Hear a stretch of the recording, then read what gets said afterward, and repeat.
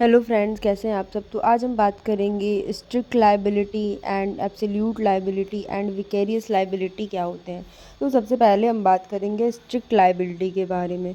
Strict liability क्या होता है। तो स्ट्रिक्ट लायबिलिटी को हम हिंदी में बोलते हैं सख्त दायित्व। स्ट्रिक्ट लायबिलिटी किसी व्यक्ति को उसके किए गए काम के लिए जिम्मेदार ठहराया जाए, भले ही उसका ऐसा करने का इरादा न रहा हो।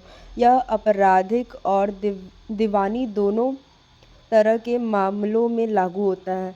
सख्त दायित्व के कुछ उदाहरण हैं।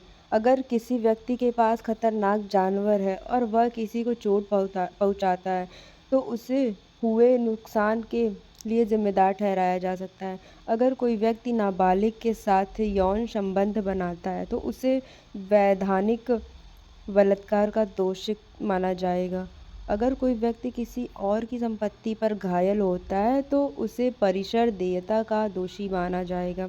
अगर कोई व्यक्ति दोषपूर्ण उत्पाद बनाता है और वह किसी को नुकसान पहुंचाता है, तो उसे उत्पाद देयता का दोषी माना जाएगा।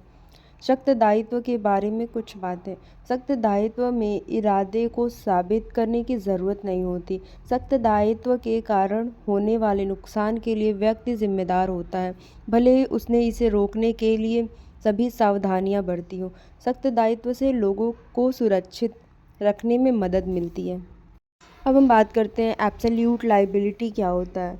एब्सोल्यूट लायबिलिटी को हम हिंदी में बोलते हैं पूर्ण दायित्व या निरपेक्ष दायित्व। एब्सोल्यूट लायबिलिटी होता है किसी खतरनाक गतिविधि में शामिल होने वाले उद्योग को उससे होने वाले नुकसान के लिए जिम्मेदार ठहराया जाए। यह कानूनी सिद्धांत है। इसमें प्रतिवादी को किसी भी तरह की सावधानी या अपवाद के बावजूद हुए नुकसान के लिए जिम्मेदार माना जाता है। पूर्ण दायित्व से जुड़ी कुछ खास बातें। पूर्ण दायित्व सख्त दायित्व से भी ज़्यादा कठोर सिद्धांत है। इसमें तथ्य की भूल के बचाव की अनुमति नहीं है। यह सिद्धांत कुछ विनियामक अपराधों के लिए लागू होता है। पूर्ण दायित्व के तहत प्रतिवादी के पास कोई बचाव का जरिया नहीं होता।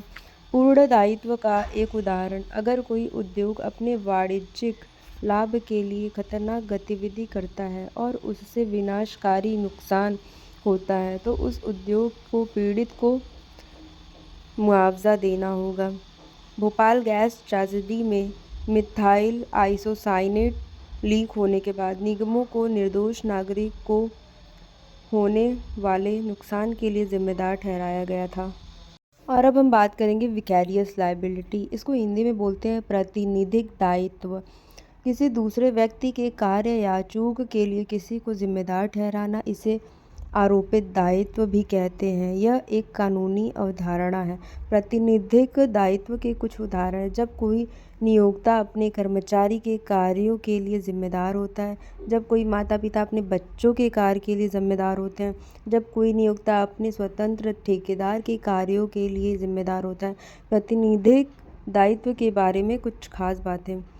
यह एक तरह का सख्त दायित्व है। यह कानूनी सिद्धांत यह मानता है कि नियोक्ता या प्रिंसिपल का अपने कर्मचारियों या एजेंटों के कार्यों पर नियंत्रण होता है। प्रातिनिधिक दायित्व रेस्पोंडेंट सुपीरियर सिद्धांत के अंतर्गत आता है। Thanks everyone for watching this video.